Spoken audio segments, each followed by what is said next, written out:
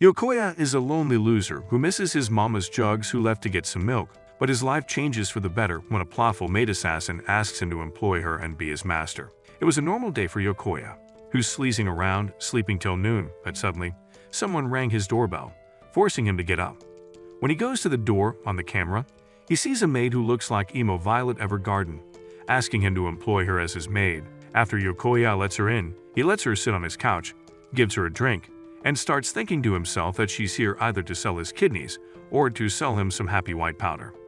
He asks her about her previous experiences as a maid, but instead, she tells him that she worked as an assassin before who targeted people who rebelled against her master, the same master that sent her here.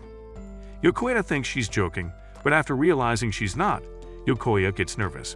He asks about her boss and his relation to his family, and she starts explaining how her boss once owned a goldfish who had a baby that turned into a dog who looked for Nemo, and that guy was the friend of Yokoya's mom.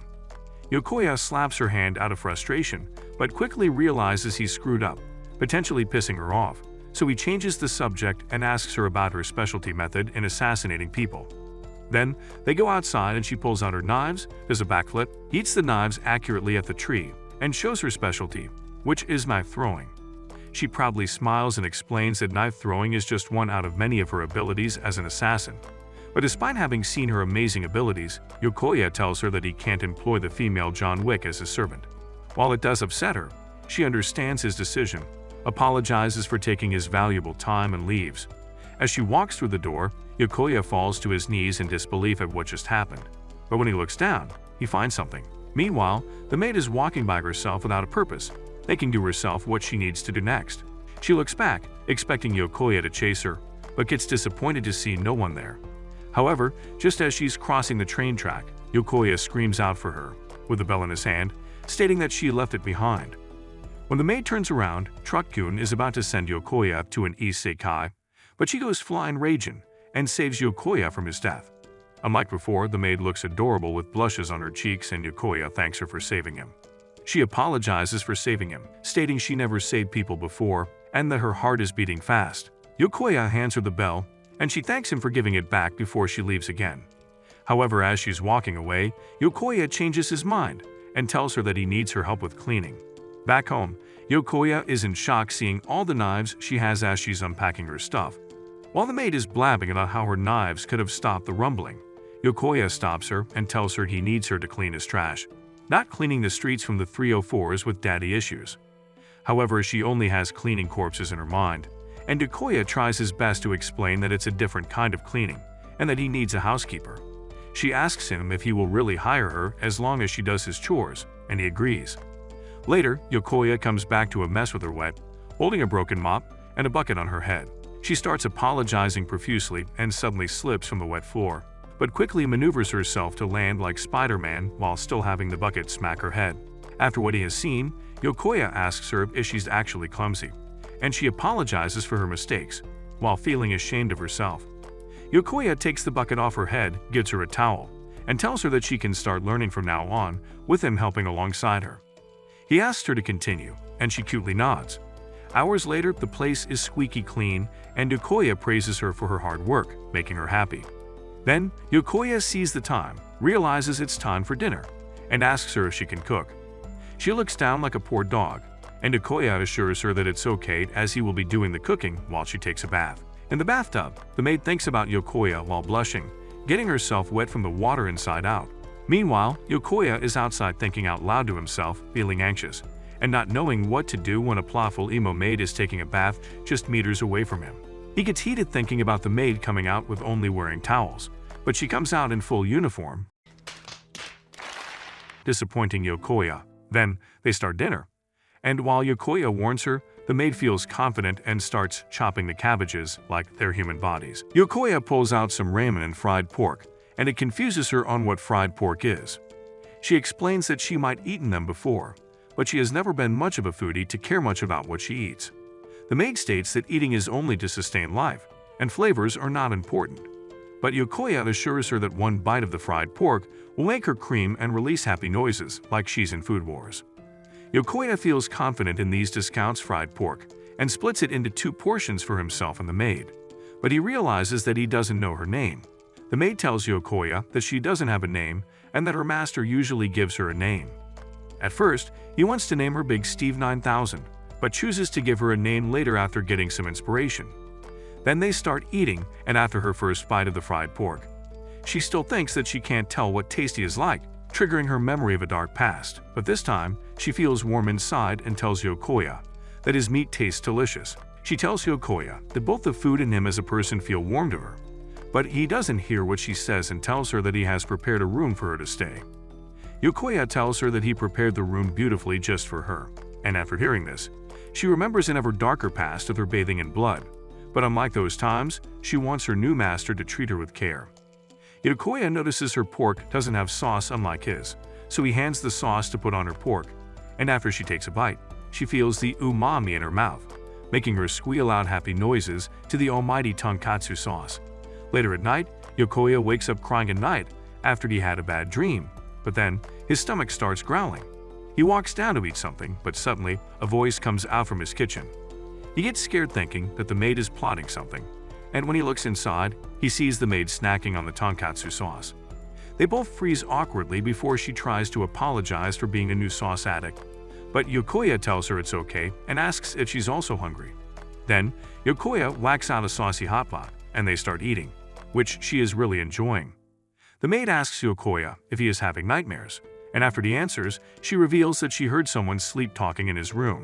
She thinks that an assassin entered his room, so she enters with knives in her hands, but instead of an enemy, she sees Yokoya sleeping with tears in his eyes. Yokoya feels embarrassed, and she states that he was calling out for his mom in his sleep, which embarrasses him even more. She tries to cheer her up, stating that she also had a dream where the sauce talked to her, saying that she can lick the sauce all she wants as he will stuff her up. But before she starts licking, she wakes up from her sleep. However, she states that it's the first time she dreamt about something apart from assassination, and that it's the first time she wanted to continue a dream, unlike her other dreams. She feels upset that Yokoya has a nightmare on the same day, and that she can't comfort him. Yokoya confesses that he has this dream of her mom leaving him for a new daddy, and that he will start crying if he wakes up not lying on his mother's lap. After hearing this, the maid offers him her lap to lie on, and when Yokoya rejects her offer, she gets sad, thinking that she can never comfort people, only murdering them. Suddenly, Yokoya lies down, breaking her darkness, and they both feel warm with each other. Yokoya looks at her face, realizes she's looking back at him, and he sleeps right on her warm and plumpy lap. In her mind, she wonders why her heart was beating so fast when she saved Yokoya, unlike the times when she sent people to their deaths. So she wants to understand why her body moved fast to save him. The next morning, she plays Fruit Ninja on the trash before putting them in the bag. And when Yokoya asks why she does that, she explains that it saves space, which impresses Yokoya.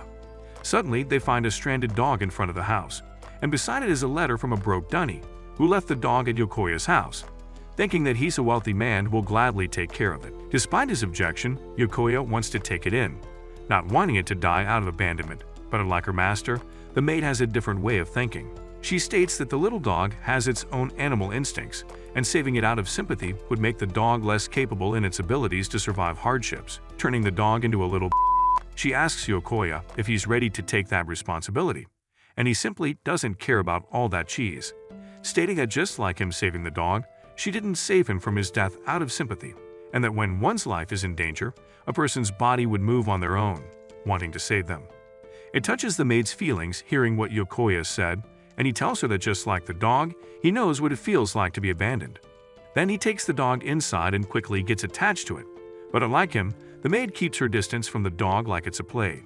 Yokoya tries offering the maid to touch the little bugger, but she slides away from it, and after seeing her reaction, Yokoya realizes that she is scared of dogs. She starts fidgeting out of shame, which Yokoya thinks looks cute, but she informs him that she would forcefully touch it if her master orders her to, which Yokoya tells her he won't.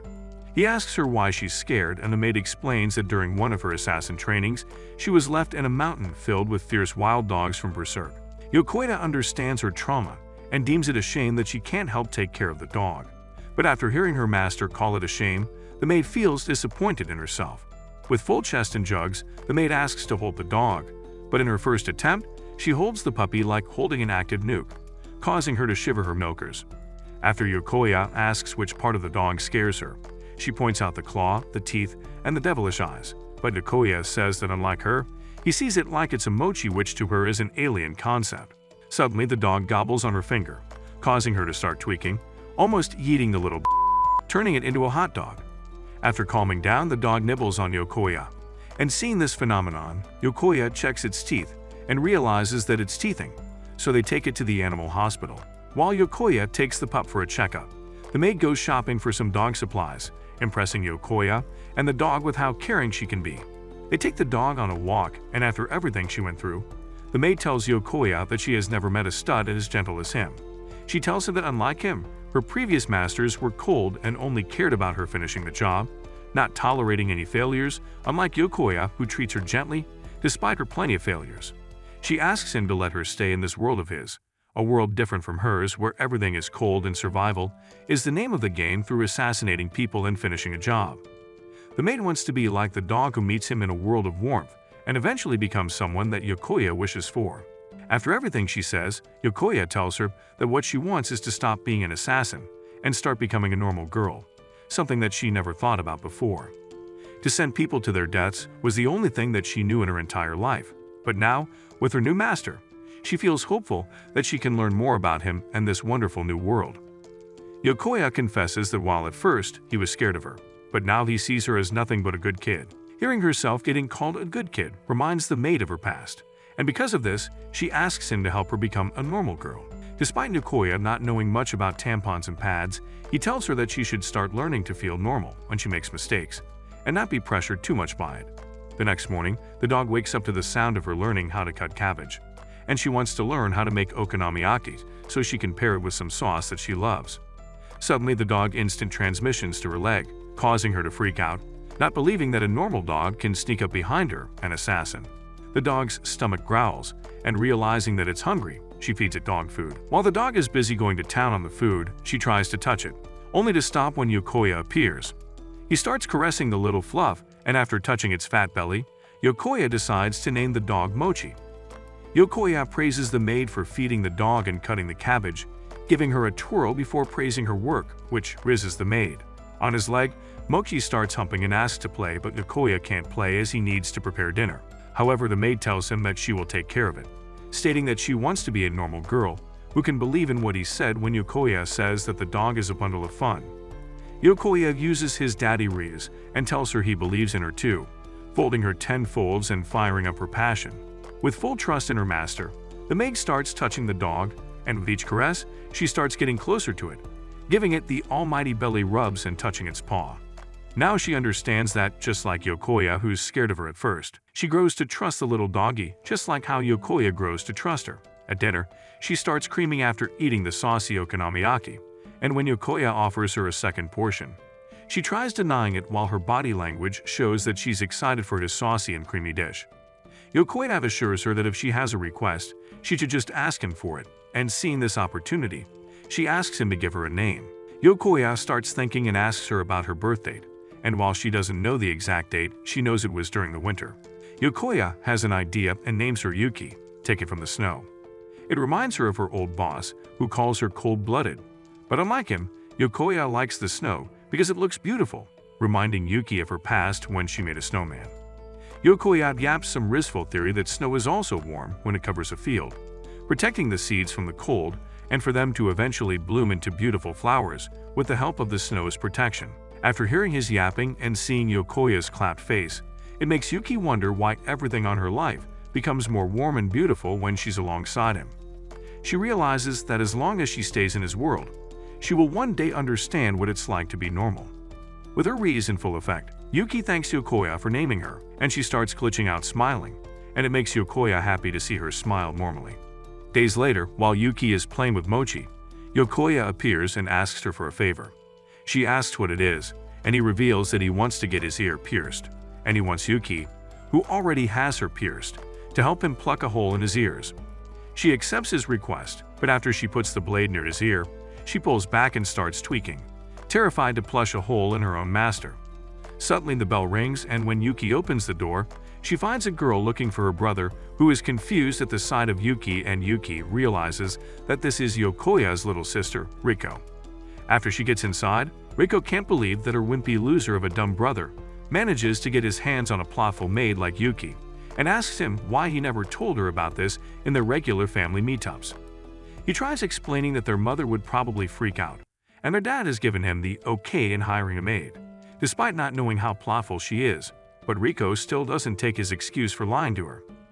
Yuki asks them why they live separately, but instead of answering, Rico starts screaming, which confuses Yuki on why this girl is so freaky. Rico tells Yuki that she's so beautiful, and Okoye explains that Rico loves beautiful people while hating ugly dudes like you viewers, hence why he doesn't want to tell her about this. Rico starts pouting while abusing her brother, but after calming down, she finds out that Yuki was named by her master Yokoya, which confuses Rico. Just then, Yuki starts yapping about how she was once a nameless assassin before Yokoya gave her a name, and this causes Rico to malfunction. However, she quickly changes her opinion into thinking it's awesome, and asks her to sign her notebook, which Yuki gladly signs, but after Yuki finishes signing her signature, it looks like deranged worms. Yuki defends herself, saying that she can speak 12 languages as she traveled a lot as an assassin, but she has never studied calligraphy, and Rico has an idea. She wants Yuki to be her summer research project, and while Yokoya objects, Rico rizzes Yuki, saying that she is the one she needs. She asks Yuki to show her assassin side, and despite her brother's reasoning, she assures him that she will reverse the story and make a maid who looks like an assassin instead. Then they go to the backyard, put an apple on top of Rico's head, and Yuki yeets a blade perfectly at the apple, almost giving Yokoya a stroke. Rico asks Yuki how many knives she has and where she puts them, and Yuki answers she has 5. However, as she's about to show the knife under her plumps, Yokoya stops her, enraging us viewers who want to see the heavenly snoo-snoo. Later, while Rico is asking Yuki more of her nonsensical questions, her stomach growls, signaling that she needs food, but she asks Yuki if she has a special dish, and Yuki says that she does. So she starts chopping up some cabbages, impressing Rico with her skills, and just serves them on a plate with nothing else, which Rico praises by saying that Poppy would love it. However, they go to a McDonald's for a bite, and there they see a poster for a fireworks festival. Yokoya tells Yuki that the festival sells saucy senpai, and she starts screaming and drooling at what he says, so they decide to go to the festival. After they arrive, Rico pulls Yuki to a shooting game booth, and while Rico is trash at it, Yuki pulls up the gun like she owns the place, but also misses, and she confesses that she's too good at shooting. At the goldfish catching game, Yuki uses Sharingan and catches a lot of fish, and when Rico asks for her secret, Yuki patiently teaches her how to do it, and the clerk praises her for being a good sister. Then they buy the sauce senpai, which Yuki is excited about, and after she takes a bite, she almost sends a flood down her plot from how delicious it is. She starts eating it quickly, and seeing how much she enjoys it, the clerk gives her more for free, causing her to malfunction. Rico goes to buy some drinks, and when Yokoya wants to stop her, Rico assures her brother that she will be fine. While they wait for Rico to come back, Yokoya asks Yuki about her previous festival experiences, and she tells him that instead of having fun, she once had to do a mission at a festival where she stabbed a man in the back with a knife while they both watch the firework. Yokoya is in shock, and before he says anything, the fireworks start and Yuki is in awe of the fireworks and its beauty.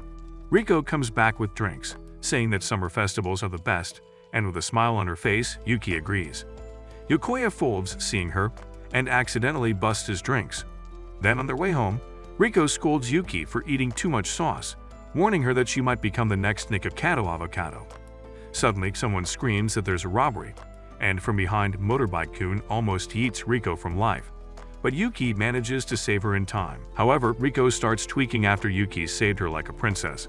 But Yokoya is not happy to see that their sauce is now spilled, stating that the robber should meet Ace in hell immediately. Yuki takes her master's word literally and goes full Anbu to chase down the motorbike. Being excited, Rico wants to follow her so she can see the robber's brain getting yeeted from his head. They follow Yuki, who's running on rooftops like Spider-Man, slowly leaving them behind, but Rico finds a shortcut, and they take it. After finding the robber, Yuki majestically throws her knives at him, hitting his tires, but as she approaches the robber with malicious intent, Yokoya screams out for her to stop. However, Yuki just flicks his helmet as punishment and says that she's hungry again, and Yokoya gladly says they should buy more sauce senpai. As they leave the robber traumatized, and he now wants to go to jail at his own will. After they buy the food, they go home and Riko is excited to show her class her summer project, which puzzles Yuki about what school is. Riko starts telling her how amazing schools are, stating it is a great place, which you viewers know is a scam, but she gets a sudden text from her mother who has cooked beef stew for her. Riko rushes to go home, but despite her rashness, Yuki sees it as something normal, and after what Riko tells her, she tells Yokoya that she wants to go to school. The next morning, Yokoya goes to school, wondering if Yuki will be okay in her new school. His friends pop up telling him about a rumor of a thick, plothful maid in town, causing him to burst out his milk. Yokoya tries playing dumb, saying he doesn't know what he's talking about, but suddenly, the teacher introduces a new student, and in comes Yuki in all her glory as the new student, causing Yokoya to short-circuit. She introduces herself as Yuki, Yokoya's cousin, but when she sits down in front of him, she calls him master, which shocks everyone. After school, Riko pops up, asking him how school is, and while stone-faced, Yokoya realizes that she's behind this, prompting her to celebrate her operation's success. On her way home, Riko glazes Yuki, saying that before Yuki joined school, she had been able to learn everything that needed to be learned about school in 3 days. Yokoya then asks how is Yuki suddenly his cousin that convenient is in his class in the same school, but they choose to hide this from him. They answer that Yuki has a connection from her assassin job that registered her here in the same class as him, and Riko suggested that she should be his cousin, so it would be easier to explain their interactions in the future. However, it was Riko's idea that they keep it a secret so she could see Yokoya's reaction afterward. Yokoya smacks her head, but after seeing this, Yuki gets distressed, asking if she's at fault. Yokoya changes his tone and tells Yuki that he doesn't mind in hopes that they can both enjoy their school life. The next day, students rush out of class wanting to eat some katsuta bread, and it interests Yuki. Yokoya asks her what she wants for lunch, and she answers katsuta bread. He explains that katsuta bread is more rare than the one piece, and she needs to be quick during lunch hour to get them. He draws her a picture, showing that their classroom is the farthest from the cafeteria. And while Yokoya feels pessimistic, Yuki feels fired up and tells him that if Escobar can get the bread, then she can get it too. With full conviction, she jumps out of the window and goes to the roof, and despite Yokoya's attempt to stop her, she runs on the railing like a ninja. Here, Yokoya realizes that he can't stop after seeing her eyes resembling a girl looking at food, deeming that when sauces are involved, not even Aizen or Thanos can stop Yuki. Yokoya looks down and sees the sweaty katsuta bread-obsessed dudes running to the cafeteria, and he fears that Yuki will drop down in front of them, exposing her secret. But just as Yuki is about to jump down, she turns and swings straight to drop in front of the cafeteria, and there she buys one bread and one sandwich. However, she informs Yokoya that the store only allows her to buy one due to the limited amount being sold. He pulls out another sandwich and tells her that he can just eat this. Yuki feels conflicted and tells Yokoya he should have the katsuta bread, but he assures her that she should have it, saying that she earned it. After the first bite, Yuki starts squealing out of happiness, but despite her joy, she splits the sandwich and feeds him, sharing her joy. That night, Riko announces that she's staying the night, and while Yokoya doesn't like the idea, Riko calls him out for the privilege of being able to live with Yuki and clap her every night. She adds that she always wanted a sister that she could talk about boys with so much. She even imagined him as her clapped-looking sister. Now, Riko has a great idea if Yokoya marries Yuki. Her dream will come true, especially since Riko thinks that Yuki likes him. However, Yokoya tells her that Yuki doesn't feel romance, and that days ago when she made him gammon bread, she didn't show any reaction. Though Riko is still convinced, she does think that while their mother would agree, their father would not. Yuki shows up, asking who's getting married, surprising them both with her presence. Riko tells the truth and asks her if she likes Yokoya, and she tells them that she admires him, which causes Yokoya to malfunction. Later they hang out, and Riko asks her if she wears makeup, stating that her natural face would put the Kardashians to shame. Yuki tells her she doesn't, and while Riko tells her that her face is the dream of many girls, Yuki says that her appearance has never given her any benefits in her old work. Riko thinks that, unlike Yuki, she doesn't have a pretty face, but Yuki rizzes her by saying that she likes how Riko looks, and Riko feels happy as no one ever told her this besides her parents. She asks if she can be as pretty as her, and Yuki tells her that ever since she started eating tonkatsu sauce, her skin has been clearer by the day, so offers Riko some of her tonkatsu glazed melon, which confuses Riko at first, but she ends up liking. Seeing this interaction, Yokoya thinks to himself that they're like sister, and he credits Riko for Yuki being able to adapt to normal life quickly. After seeing his thinking face, Riko calls Yokoya out, saying that he was imagining marrying Yuki so he can see this interaction every day. And while Yokoya tries to deny it, Riko asks him if he would be happy to marry someone as cute and playful as Yuki, to which Yokoya agrees, making Riko happy. While in the bushes, a cat is lurking. The next day in class, while the teacher is teaching them about how SpongeBob is a better show than Attack on Titan, he notices Yokoya sleeping and eats a chalk at him. But Yuki cuts the chalk without anyone seeing and causes Yokoya to go blind, which is not what Yuki wanted to happen. Then, Yokoya goes to the infirmary, and there he meets a plotful health teacher straight from high school DxD, Nina, who is replacing the old health teacher. After he complains about his eyes, she tells him to sit on the bed, but Yokoya feels a weird aura from her. Nita starts interrogating him about Yuki, and when he tells her that Yuki is his cousin, Nita starts laughing, stating that he looks clapped compared to Yuki. While checking his eyes, she compliments his handsome face, and after she sees that he's healthy, she suddenly locks the door. Nita turns into the doctor every man wants, pushes him down, and crawls on him, teasing him to progress the plot.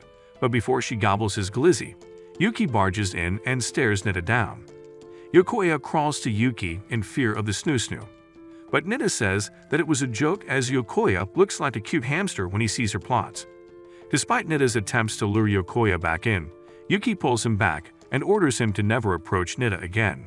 Suddenly, Yokoya remembers what Riko said and thinks that Yuki actually likes him and is jealous. Nita has enough and sends him away, saying that the injury is not severe, and Yuki slowly backs Yokoya out of the room. As she pulls Yokoya away, Yuki apologizes for her actions and says that she needs to tell him something, which makes Yokoya's heart beat faster. However, Yuki informs him that Nita is also an assassin, which shocks him. Meanwhile, the cat comes to Nita, and from the cat, Nita receives pictures of Yokoya's home, which Nita plans to destroy. Nita has a dream for her to one day live out her life on the beach with different sweaty dudes to clap, but before she gets to have that dream, she needs to assassinate both Yokoya and Yuki. Meanwhile, Yokoya struggles to sleep as Yuki refuses to leave his side out of fear that Nita, who they still don't know anything about, might jump in and assassinate Yokoya and his precious pickle. Yokoya tells her that he can't sleep like this, so Yuki suggests an idea and lays next to him, telling him that her thighs can help him sleep by squeezing him dry, which is what every man dreams of. Yokoya tells Yuki that he is worried about her, and while she gets shy after hearing that, she tells him that she can defend herself easily in her sleep using a pencil like John Wick. Yuki has a theory that Nita is someone who holds a grudge from her past, but she assures Yokoya while giving him the almighty hand-holding that she will protect him, the person who shows her what warmth feels like. Yokoya feels hot after all the hand-holding they did and wants to open the window, but Yuki stops him and opens it herself, saying that he could have gotten 360 no-scope through the window if he's not careful. Suddenly, she smells some delicious katsuta sauce and realizes it's a trap, but before she gets to do anything, Nita is already inside, taking Yokoya hostage. Nita then calls Yuki by her real name, Shue, the white wolf of the dragon's 9 offsprings, and expresses her disappointment in Yuki for being easily tricked. Yuki pulls out her knife, but Nita threatens her that if she tries something dumb, Nita will play ping-pong with Yokoya's eyeball.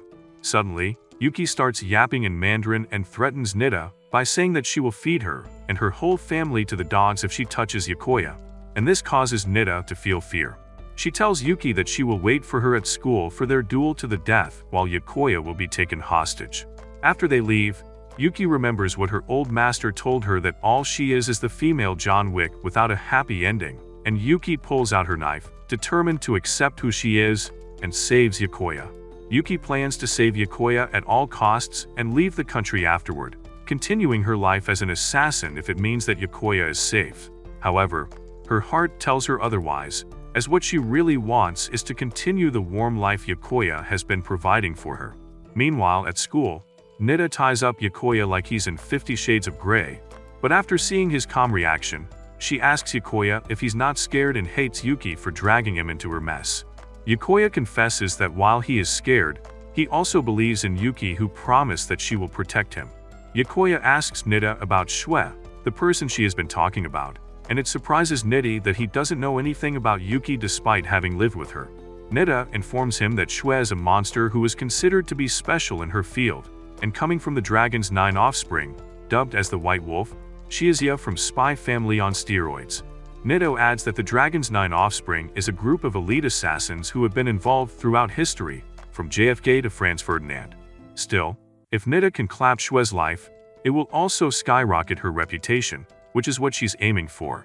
Yokoya doesn't believe what Nida is saying, stating that the Yuki that he knows is a precious girl with big jugs who often gets lost in the sauce and squeals whenever she's happy. Nida reveals that she also can't believe what the almighty Shue has become under Yokoya's supervision, stating that when they talked about marriage, it pisses off Nida so much that she wanted to yeet a nuke to their house.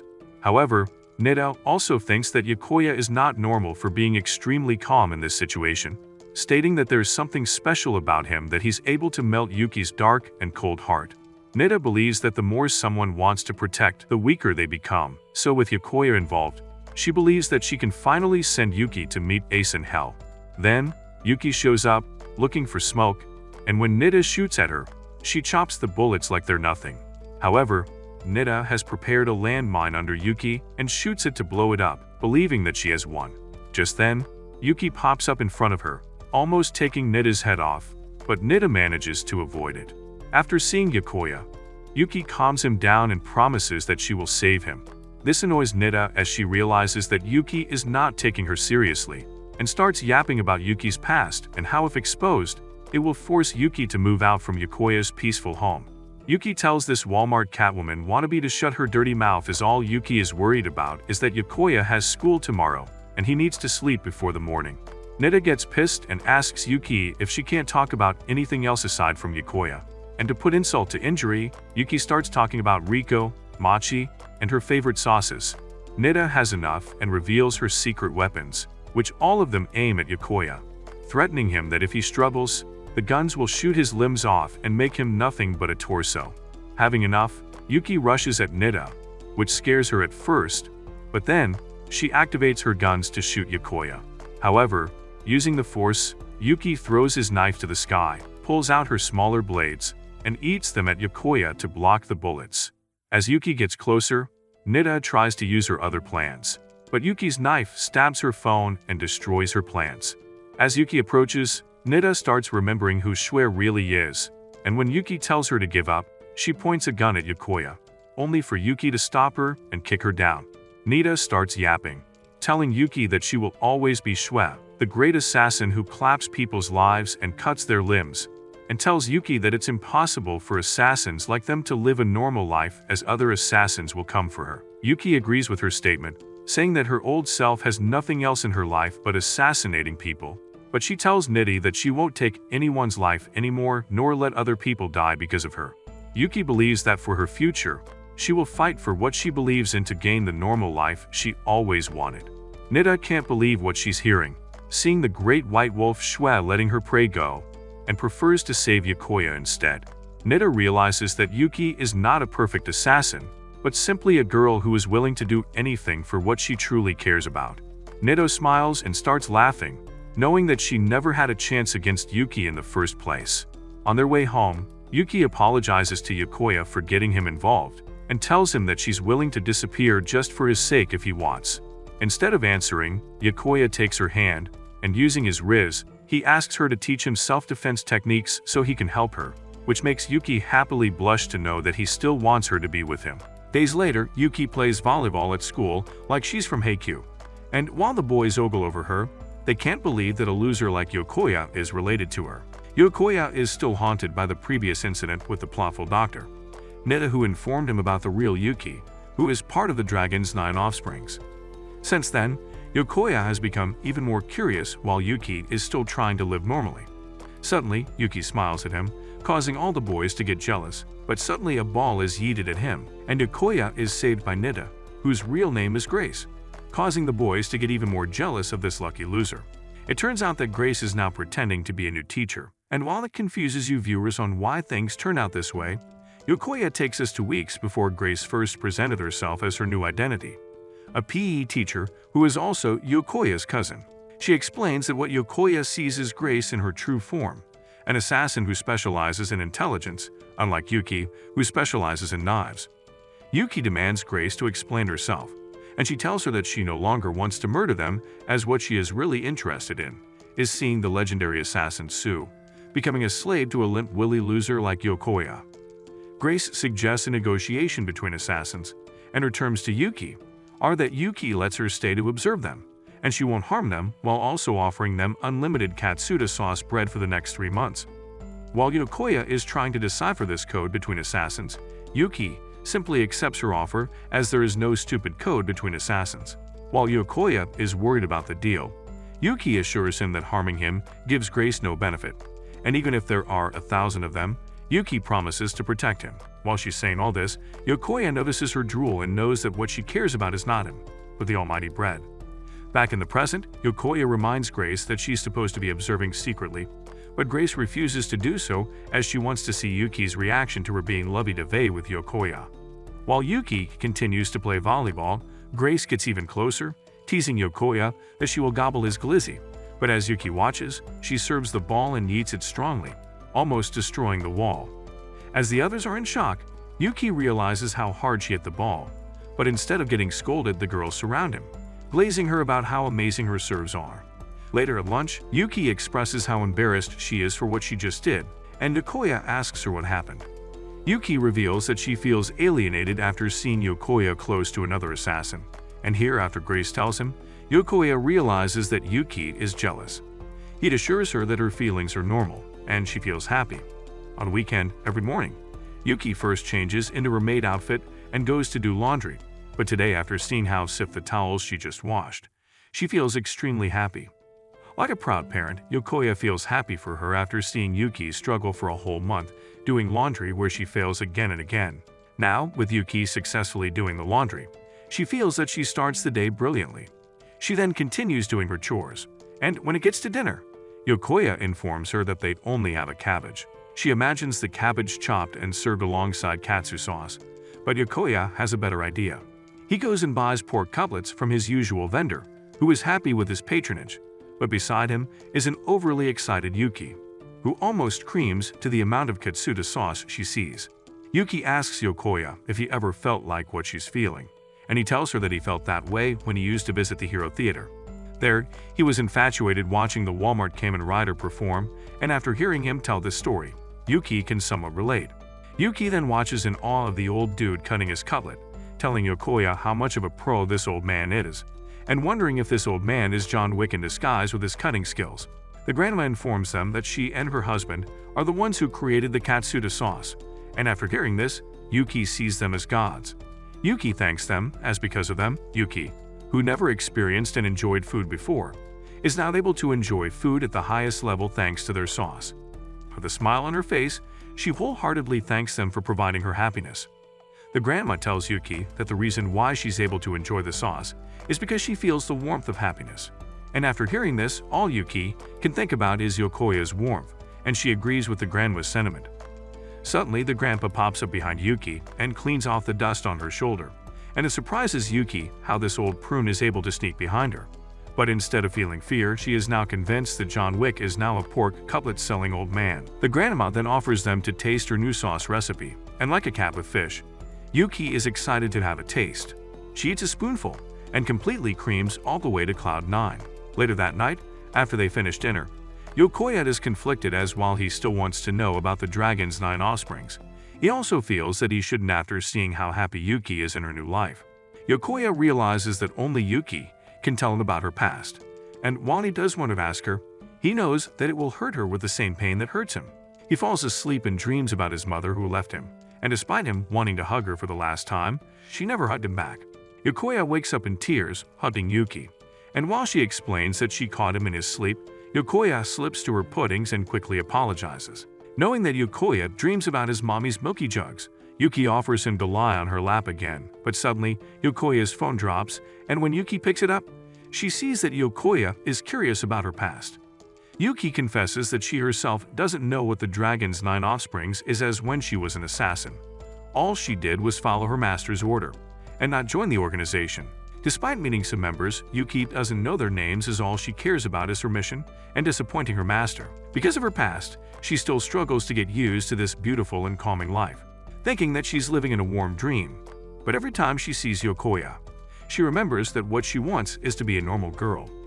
Yokoya tells her that he feels the same, as after what happened with Nita, he also wants to know more about her and help her reach her goal. Yuki smiles warmly at him, and Yokoya starts blushing. But after hearing that Yokoya wants to know her more, Yuki agrees to reveal more about herself. She tells him the reason why she likes having him lie on her lap is because the first time they did it, she felt that for the first time, she was truly helping someone. So she tells him that whenever he has nightmares, her lap is always open for him. To even out her gesture, Yokoya then reveals that the dream he had was not a nightmare, but instead, it was a hopeful dream as he saw Yuki taking over the warmth that he was missing from his mother. Like any other day, Yuki starts her day by waking up, getting dressed, and starting her chores. She does the laundry, which she's proud of after she struggled at first. She washes the dishes, plays with the dog, and continues the day as usual. In the afternoon, Yuki goes to the market to shop for food supplies, and every dude she walks past glazes her with their eyes. During her shopping, a little jit talks to Yuki and compliments her for how beautiful she looks. But the little gaps too much and tells her that her maid costume is not something a normal girl would wear. It shocks Yuki, and when she meets Yokoya, who just bought some books, she asks him if what the little prick said was true. Because of her worries, Yokoya takes Yuki to shop for some clothes, but after they arrive, both Riko and Grace are there waiting for them. Yokoya asks why these two useless scrubs are here, and while Riko comes there voluntarily to help her brother pick some clothes, Grace reveals that she hacked his phone and wants to see Yuki in new clothing. Riko asks Grace if she's also an assassin, but instead of answering, Grace hugs her, which worries Yokoya. But instead of choking, Riko starts sniffing the smell of her milky jugs more. Riko suggests they go to a certain store, and while Yokoya expects less attention-seeking clothes, Yuki tries out even more outrageous maid clothing. As Riko starts taking pictures of Yuki for her own personal use, Yokoya scolds her for taking them to this store. Suddenly, Grace suggests another store, and while Yokoya doesn't think it could get worse, it does get worse as Yuki now looks like she cost $5 an hour. They start trying out more clothes, some pretty and some making all the men cream. They ask Yokoya for his opinion, and when he suggests a white one-piece dress, Grace calls him a closet degenerate who likes to nut under the blanket. Afterward, they manage to survive and shop for clothes. With Halloween approaching, Riko encourages them to get some costumes too, so they try out costumes as either a witch or a police officer any man would love to get arrested by. Yokoya notices a horror movie poster and expresses how much of a fan he is. Grace and Riko suggest that they should watch, but Yuki seems confused about what they're talking about. Yokoya asks her if she has never been to a cinema before, and Yuki states that she has, but instead of watching, she was always there for an assassination mission. They then go to watch the film, but even though Yuki was a former world-class assassin who clapped people's lives left and right, the sight of zombies scares her to death. After the movie, they try to calm her down, stating that her assassin skill would easily win against the zombies, but Yuki continues tweaking, stating that the idea of a stinky corpse walking disgusts her and their clapped-looking mouth needs a tic-tac. Here, Yokoya realizes that the way Yuki sees things is through the lens of her past life experiences as an assassin. Afterward, they buy some creeps and enjoy them together as a group of fun people. Just then, a pink-haired girl, Neka, is watching them in envy, also wanting to have fun. But her teacher, Taki, scolds her for being too careless, stating that she needs to be careful. Then, as Grace goes home, Yokoya tells Yuki to go home first while he takes Riko back home. However, Yuki takes a detour and admires herself in her new clothing, but then she's still reminiscing about her maid outfit. In her room, after some thought process, she switches back to the maid outfit and goes to play with Mochi. However, she realizes that as she goes shopping the whole day, she hasn't done the laundry. She sees Mochi's dirty towel and wants to clean it, but Mochi refuses and runs away with it. Then the power goes out, and the lighting outside reminds Yuki of the zombie film she just watched. Meanwhile, with his towel in his mouth, Mochi accidentally crashes into a table, dropping food on his head. The sound surprises Yuki, and while scared, she goes to investigate. Out comes a clapped-looking creature straight from hell, and with a knife in her hand, Yuki chops up Mochi's towel. Then Mochi starts crying about his towel, and while Yuki promises to fix them, Yokoya doubts her after seeing how destroyed the towel is. She promises that she will do it, and Yokoya believes her, giving her his support. He notices that she went back to the maid's outfit and asks her if she hates the clothes she bought. While Yuki states that she loves the new clothes she bought, Her old maid costume is a gift from her late master, who believed in her dream of wanting to be a normal girl. Her maid costume is the only thing Yuki has that reminds her of her old master, and she asks Yokoya if she can continue wearing it despite her not looking like a normal girl. Using his immaculate Chad-like riz, Yokoya tells Yuki that there's nothing weird about her, even if she's scared of zombies as an assassin or even wants to wear what she loves every day, her maid outfit. Yokoya assures her that even the most normal of people have some weird things that they like, and that the best thing Yuki can do is to be herself. Yuki feels happy and fuzzy after hearing that, and Mochi barks in agreement. Yokoya lifts him up and notices that the towel is the same towel they found him in. He suspects that Mochi likes the towel because it has his parents' scent, and after hearing that, Yuki insists that she fix Mochi's towel ASAP. Yuki states that just like how the towel reminds Mochi of his parents, Yuki has the bell that reminds her of her sister. It surprises Yokoya to hear that, as he can't believe that there is another maid assassin with cheeks as thick as Yuki's. Days later, while they eat ramen together, Yokoya asks Grace about Yuki's sister's whereabouts, but she states that she doesn't know and only points out Yuki's bell and her surname being Hoa. When Yokoya tries to speak more, Grace stops him and starts devouring her ramen, saying to Yokoya that he should never disturb her eating. Being a foreigner, Grace loves and appreciates ramen as Japan's culture, but when she sees Yuki drowning the ramen in katsuta sauce, she starts tweaking, threatening her that she will make her choke on the sauce for disrespecting ramen. But Yuki just enjoys the ramen without a care. Later, they go buy more sauce after Yuki ran out of them, but to her demise, the shopkeeper informs her that they ran out of sauce and that they will be available next week, which hurts her every fiber of being. With her sauce being limited, Yuki plans to use them sparingly, but seeing her sad, Yokoya wants to cheer her up. He asks Yuki what she remembers about her sister, but Yuki sadly tells him that because of her past, she doesn't remember what her sister or what her clapped parents look like. All she remembers is the bells her mother gave her and her sister, and she hopes that her sister would recognize the bell she's carrying when they meet, but after 10 years, they haven't met each other, and she's scared that her sister hates her because she felt Yuki abandoned her. However, Yuki states that if her sister is living a good life, she's happy and doesn't mind that they never meet. Suddenly, two of Yokoya's yee-ass friends, Taiga and Kobachi, show up and show their jealousy toward Yokoya for having a thick and busty cousin from Alabama. Taiga shows Yokoya his new CD, featuring an artist that will perform in Katsuta Festival, and Kobachi scolds Yokoya for no longer hanging out with them, but instead getting busy jiggling Yuki's jugs. However, Taiga thanks Yuki for being here as her presence makes Yokoya happier. The boys start outing Yokoya's past for being edgy and a Chunai bio, who acts like he's an anime character who bags on the daily, when in reality, Yokoya can't get his pickle wet. Yokoya has enough and covers Taiga's mouth, but causes him to drop his CD. But before it falls, Yuki eats her bag to save it, resulting in her katsuta to slide over and pour all over the street while Yuki watches in pain. That night, Yuki has a nightmare where katsuta sauce tells Yuki he hates her and rather glaze the sauce somewhere else rather than her sweet cheeks. She wakes up traumatized, and when Yokoya walks in, she tells him that without the sauce, her life is meaningless. After telling Yokoya of her dream of how katsuta sauce cheated on her, she tells him that she had another dream, but didn't continue her sentence. After days of the same nightmare, she goes to Yokoya's room and asks him to sleep with her. And while Yokoya was hoping for some cheeks at first, he tells her that he needs to study and can only accompany her to sleep. After calming down, Yuki points out how great of a person Yokoya really is, and while flustered, Yokoya wonders why she says that.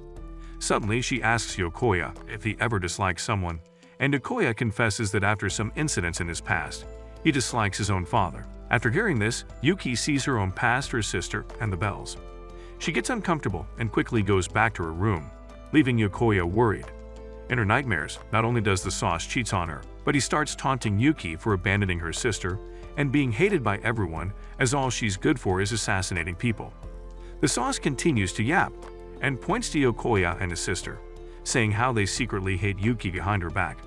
Suddenly, the sauce brings Yuki to her past when she was a little popular prodigy, who speaks 15 languages and has a photographic memory. However, despite all the attention in the limelight, all Yuki cared about was to make her parents proud. During one of her birthdays, the family was enjoying their celebration, but the doorbell rings, and when her parents go to open it, Yuki's whole world collapses. They look back for a glance, but without saying anything to Yuki, They continued to walk toward the darkness, leaving Yuki and her sister behind. The parents were murdered by assassins who wanted to kidnap Yuki for her talents. From then on, Yuki's feelings are numbed, and they turned her into an assassin, slowly deleting her emotions and trade them for skills. Yuki's cold heart turned her sister to hate her, but she continued on. Suddenly, her old master appears, wanting to turn her back, but before it happens, Yokoya wakes her up from her nightmare. Yokoya tells Yuki that he is worried about her, and without skipping a beat, Yuki hugs him and pulls him into her bed. Yokoya starts creaming his pants over this development, but she begs him to stay like this. Yokoya feels how hard she's holding on him, and he knows that she experienced another nightmare, and Yuki confesses that it was a memory of her dark past. To calm her down, Yokoya pats her back, saying how it sounds like a comforting heartbeat.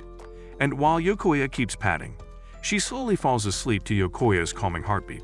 The next day, after finding out that Yuki doesn't know what Katsuta Festival is, Taiga explains that the festival consists of the culture, sports, and music festivals where the classes take part in, with the winner getting a special Katsuta sauce. After hearing this, Yuki starts drooling, wanting to win, but they tell her that she has to win each festival while having a high grade. Yuki shows her dog grade on a test, thinking it's enough, but Yokoya informs her that she needs to pass the average grade, which is 60 points to compete. Yuki starts panicking with her low grade, but the guys calm her down, saying that she needs to do well in practical exams, so Yuki sets her sight on it. At lunchtime, Grace hands Yuki her Katsuta sandwich as part of her deal, and when Yuki thanks her, she feels conflicted about it and tells them to scram. Yokoya starts talking about Yuki's desire to compete in the Katsuta Festival, and after hearing this, Grace sees her opportunity. She shows Yuki a test paper without a name on it, and tells her that she knows that Yuki is the one who forgot to put her name. Here, Yuki realizes that she forgot to put her name in, and Grace tells her that without her name, Yuki automatically fails the test. Yuki tries to bargain, but Grace tells her that she can put her name in as long as she stops bringing Katsuta sauce in ramen shops, which Yuki likes to do. Suddenly, a pink flash blits behind Grace, and when she looks at the paper again, Yuki's name is on it. And while Yuki tries to tell Grace what happened, Yokoya tells her to shut her mouth and let it happen. Grace takes her leave like a sore loser, and while Yokoya doesn't know what happened, behind them, a pink-haired girl, Naka, helped them. However, Yuki confronts her to thank her, revealing she saw her blitz through the air. While Naka is panicking after being caught, she gathers her bravery and tells the couple that she knows how to win the Katsuta Festival. The next day in her dojo, Naka is cooking up some ninjas, making them her but when she slips, her brother, Tatsu, saves her. He reminds Naka of who they are and the pride their family carries before leaving, making Naka feel bad for disappointing him. But unbeknownst to her, Tatsu is actually worried about her cute face from face planting. Meanwhile, the school has started the festival, and they announce the class competition being cops and robbers. It has been decided that Tatsu will be the cops, while all the other students are robbers. But in their reports, they suspect Yuki, who portrays herself as Yokoya's cousin, to be hiding something, and Tatsu suspects her to be an enemy of his family. So he decides to watch her closely. Meanwhile, Yokoya's class is organizing an animal cafe as their theme for the festival, and backstage, Naka is venting to Yokoya about her feelings and how she wants to succeed in the cops and robbers match against her brother so he can finally acknowledge her for her strength. However, she is scared shitless at Yuki's aura, but Yokoya assures her that they will do well. Just then, a giant Katsuta bottle walks in, almost making Yu cream, but they know that it's a costume with Taiga inside of it. He feels confident winning the cops and robbers with Yuki and Naka as his teammates. But while they doubt Naka a little for looking weak, she assures them that she's a fast runner. Yuki encourages them all, saying that with her on their team, they can win and defeat the almighty cop Tatsu. Unknown to them, Tatsu is in the cafe, listening to them discuss, and he is angry after hearing Yuki encouraging his sister, Naka, to go against him. Later, they continue discussing their plan where Taiga declares that he will win while wearing the Katsuta bottle costume, so the world will see him as a mascot through the TV. It reminds Yokoya that TV stations will broadcast this event, and he wonders if Yuki is okay to be shown on TV. But before he gets to ask, Riko and Kabachi pop up. Yokoya explains to his sister about the upcoming cops and robbers event, and Riko gets sad for not being able to see Yuki in a bunny costume in the cafe. While the others are off to the side discussing how Goku's piss is stronger than the whole Demon Slayer universe, Naka gathers her bravery and asks Yuki if she has friends.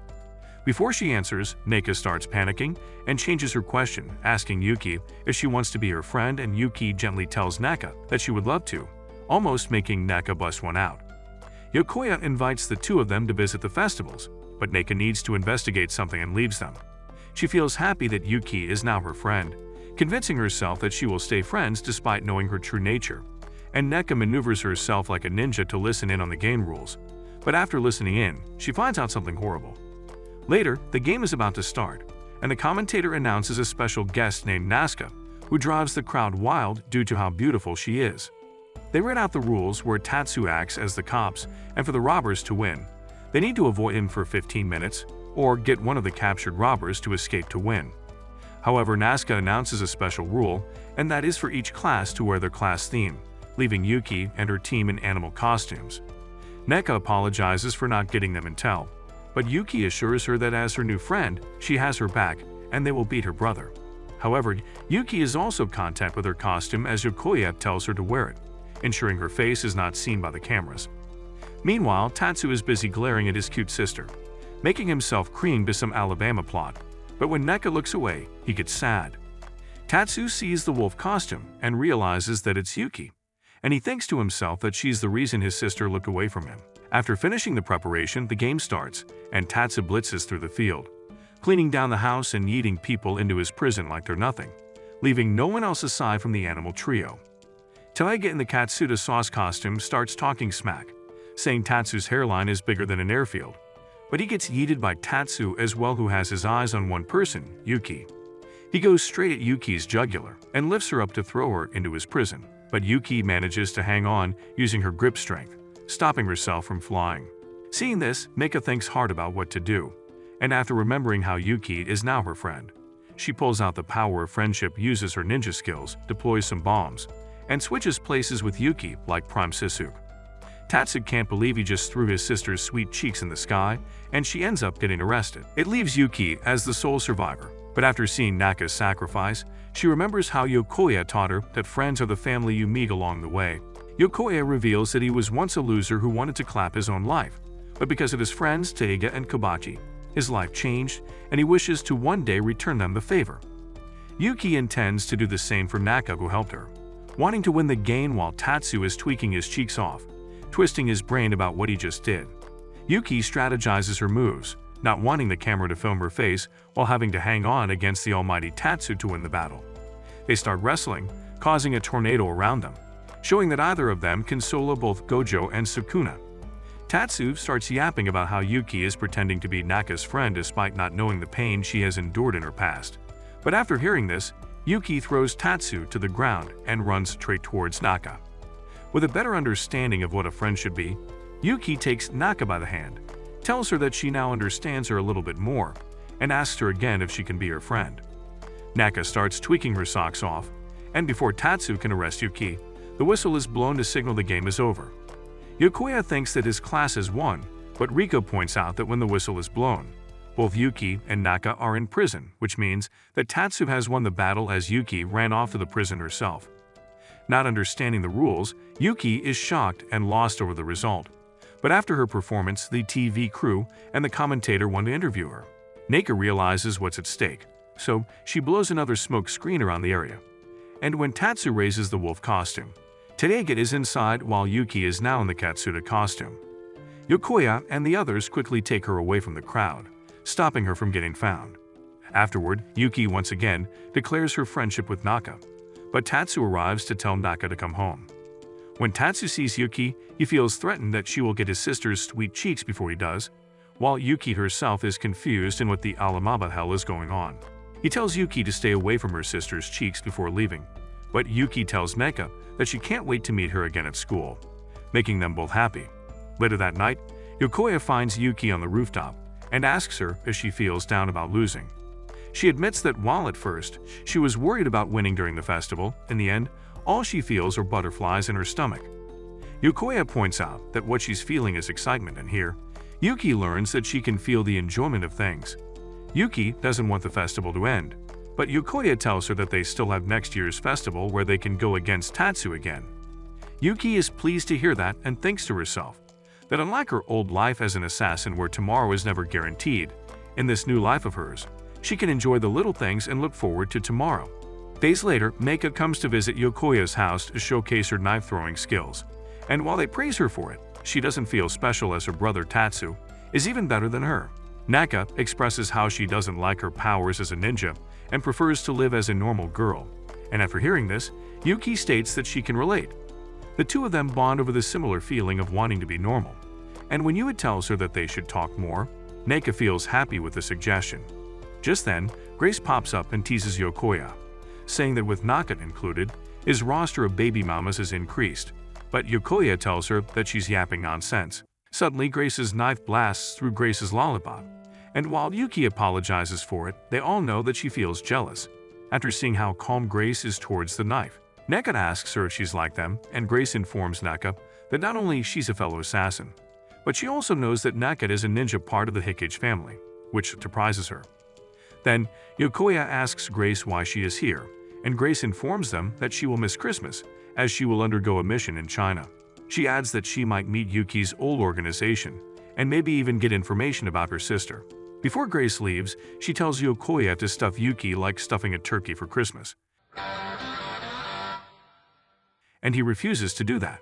However, after hearing what Grace said, Naka asks them if they are dating, saying that while they are cousins, they will make some beautiful Alabama babies. While Yokoya tries to fix the misunderstanding of them being cousins and dating, Yuki stays silent as she realizes something.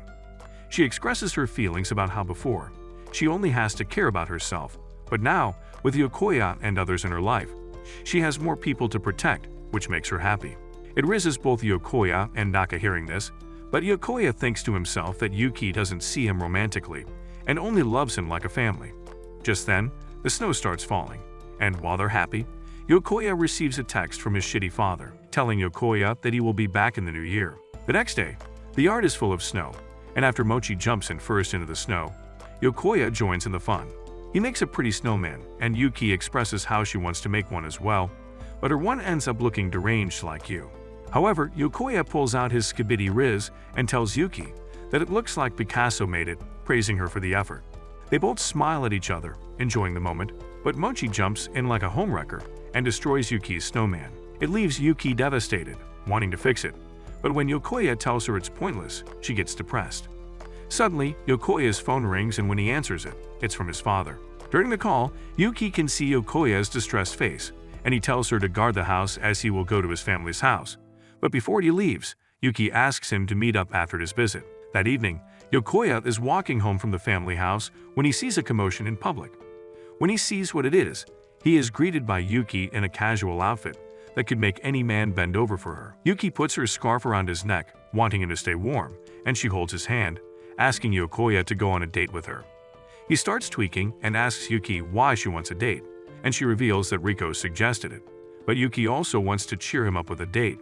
She expresses how unfulfilling she feels if Yokoya feels sad, and after hearing this, Yokoya folds completely, agreeing to a date. Then, while still holding hands, they walk around, but in his mind, Yokoya tries to reject his desire as he sees Yuki like a baby in a playful body.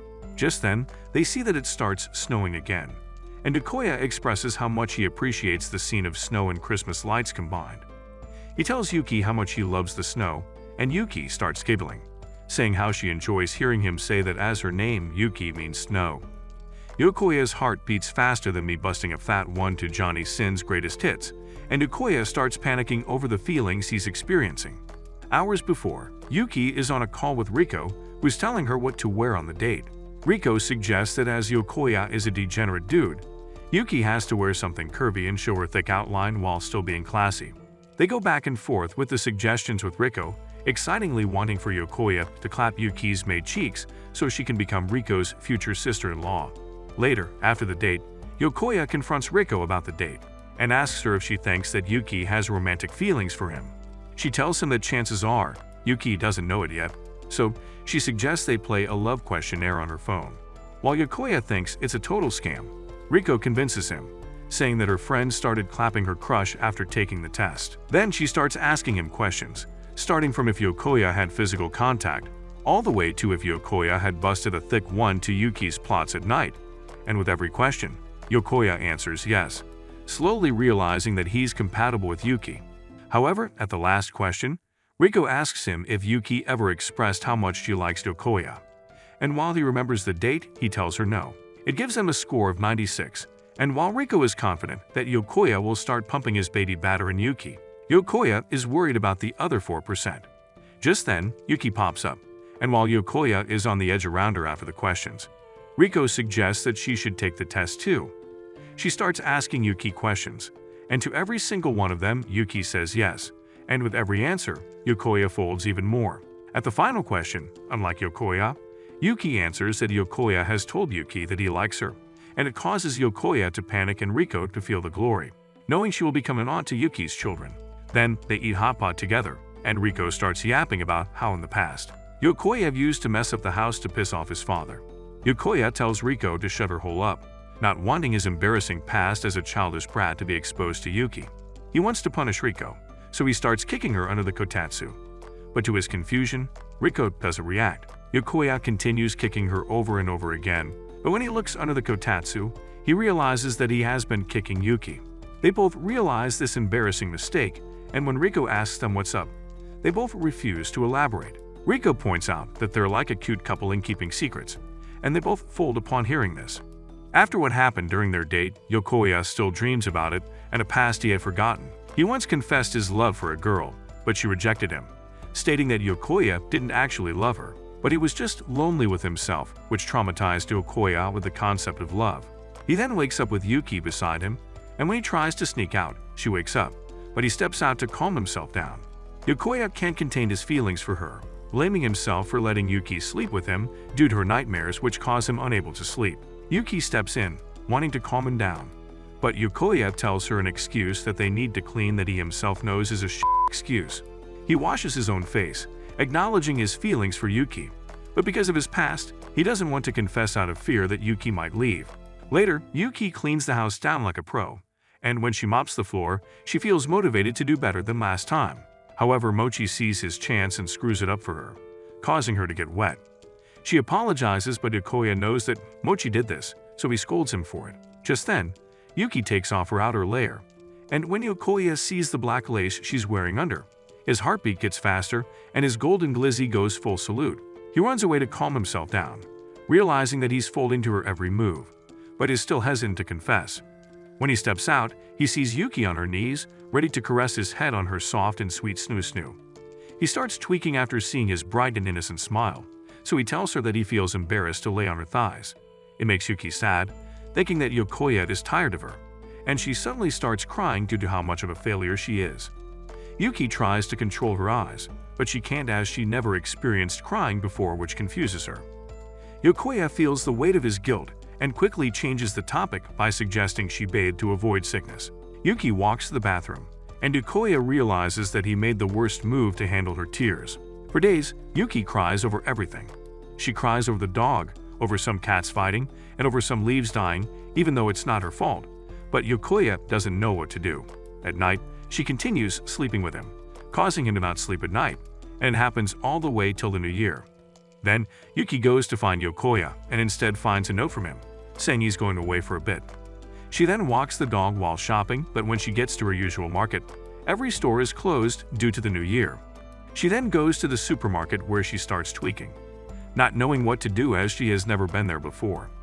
She spots a butcher who offers some roast beef, and she buys it for dinner. At home, she meets Yokoya, who is making some okonomiyaki, and he presents her with some roast beef he bought. It causes her to cry as now they have too much roast beef. They end up eating all of it, and when Yuki takes a bite of the katsuta sauced food, she cries again due to how tasty it is. That night, he sleeps on the couch, telling himself that he needs to get himself together, as his father will be returning tomorrow. Later, while Yokoya is asleep, Yuki puts a blanket on him. The next morning, Riko pops up for their New Year celebration, but because Yokoya can't wake up, it blows Riko's plan. Yuki wonders what she's talking about, and when Riko informs her that it's Yokoya's birthday, Yuki starts crying out of her guilt. It shocks Riko, who had never seen her cry, and Yuki thinks that her eyes are just broken. Yuki feels it's best she stays at home, and Riko understands. Later, Yuki finds Yokoya's phone and in comes a text from Naka, who invites them to visit the shrine, and Yuki wants to go. Without Yokoya, Yuki pops up at the shrine to meet Naka, looking like a total cutie. Yuki informs Naka she's not familiar with shrine visits, and Naka acts as her guide. They start by picking up fortunes, and while Naka is happy she gets to share this memory with Yuki, she tears up again, so Naka sits her down somewhere. On Yuki's fortune, it tells her that she will lose something, and she assumes that she will part ways with Yokoya. She vents to Naka about how Yokoya has been distant from her, and it scares Yuki that one day Yokoya won't need her anymore. Yuki expresses how she can't stop her tears at the idea that Yokoya hates her and will leave her. To calm her down, Naka tells Yuki that she sometimes can't stop crying as well. Naka starts yapping some philosophical bullshit her clapped mother told her, and that the reason why Yuki can't stop crying is that she has been building up her sadness inside, and it's now that that sadness is being released. Naka encourages Yuki to cry her heart out, as one day her smile will find her again. After calming down, they make their wish to the anime gods, and Yuki wishes that she will always be with the one she loves. Meanwhile, Yokoya's dad has landed in Japan, and when he calls Yokoya, he doesn't answer the old as he's too busy sleeping. Meanwhile, Yuki and Naka are walking home while they discuss gifts to buy for Yokoya's birthday. Naka asks Yuki what Yokoya likes, and at first, she thinks about fried pork, but she remembers the action figures he had in his room. Then, they go to get some from the store, and there, they find the exact model Yokoya has in his room. Naka informs her that it's a gacha, and when Yuki asks her how to get the black one, she tells Yuki that she has to keep trying. After a dozen tries, Yuki keeps failing, and she cries out from her failure in getting Yokoya a present. Just then, a man pops up, and after seeing Yuki cry, he offers her a tip. Yuki accepts his offer, and the man starts yapping about the way to win, stating that you have to want to clap your enemy to defeat them. While Naka thinks this moron is crazy, Yuki accepts his advice with a fiery intent. She channels her inner assassin aura, tells the machine that she will clap him, and after she tries again, with full tension, she successfully gets the one she's looking for. Yuki thanks the man for his advice, and he tells her that she reminds him of his son who also cries whenever he loses. Back home, Riko smacks Yokoya to wake him up, and while he's still dreaming about creamy maids, Riko warns him that their dad is coming. He sees the note Yuki left for him, and realizes that he hasn't told Yuki that his dad is coming back. Riko scolds him for not talking with his own housemate, but Yokoya tells her that even if someone is a housemate, it doesn't guarantee they would be talking. It reminds him of the past when his mother left to get some milk and a new baby daddy. But when Yokoya saw his own father, he didn't want to ask about his feelings out of fear after seeing him resemble Kiritsu from Fate. After that, the father left Yokoya to the nanny while he worked in other countries with Saber, and it made Yokoya unable to gather the courage to speak to him properly. Just then, Naka texts him about how much Yuki lost today and suggests Yokoya cheer her up. Suddenly, Yuki arrives home, and when Riko greets her, she sees her dry eyes and starts worrying about her.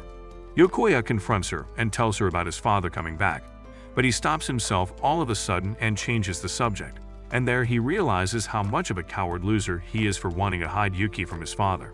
However, he tells Riko that he will protect Yuki, and Riko praises him for his baby jewels finally dropping. Just then, the father arrives, and while Riko quickly jumps at him out of love, Yokoya stands behind awkwardly. He gathers his courage and informs his father about Yuki, the new thick and playful maid in the house who has a dark past.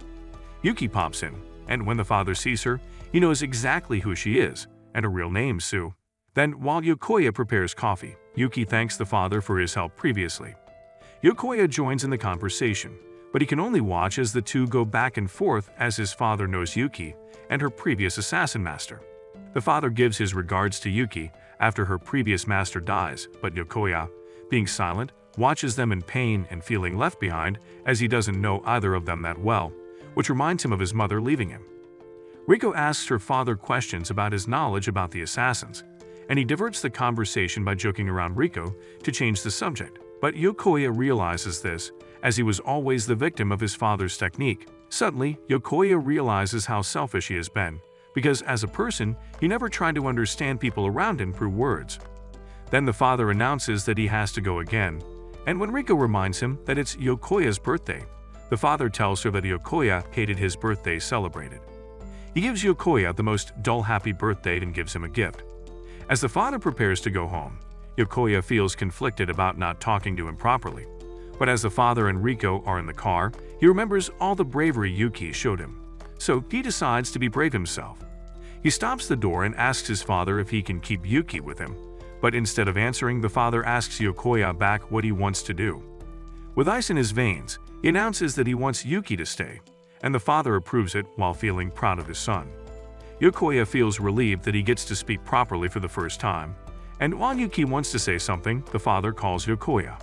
He asks Yokoya to give the phone to Yuki, and he asks Yuki for her opinion of Yokoya. She tells him that Yokoya has been amazing for her, and his father, while relieved, tells Yuki that because of her, Yokoya is starting to change for the better. After hearing that, Yuki, in tears, asks Yokoya to see the night view with her, and when he accepts, Yuki squeals out of happiness. She picks him up, and like a ninja, she carries him up to the roof. There, while enjoying the city view, Yuki gives Yokoya his birthday present in the form of the action figure that she accidentally broke. Yuki cries for her mistake, but Yokoya accepts her present, and in his heart, he decides that he wants to convey his feelings to her properly. Yokoya tells Yuki about his father and how much he idolized him, but everything changed when his mother left, and it changed his father for the worse. For 10 years, Yokoya doesn't understand his own father and chooses to avoid him, but he blames himself for not trying to fix the relationship. However, he doesn't want the same thing with Yuki. With his almighty maid-loving Riz, Yokoya asks Yuki to be his precious family, and while Yokoya is tweaking about what he just said, Yuki is in tears. It amazes her how tears can also come out in happiness, and she tells Yokoya that she would love to be a part of his family. Yokoya folds completely to her beauty, and with this chance, he tells Yuki that he loves her. They both stay silent for a minute, but Yuki smiles and tells Yokoya that she loves him too, which causes him to cry.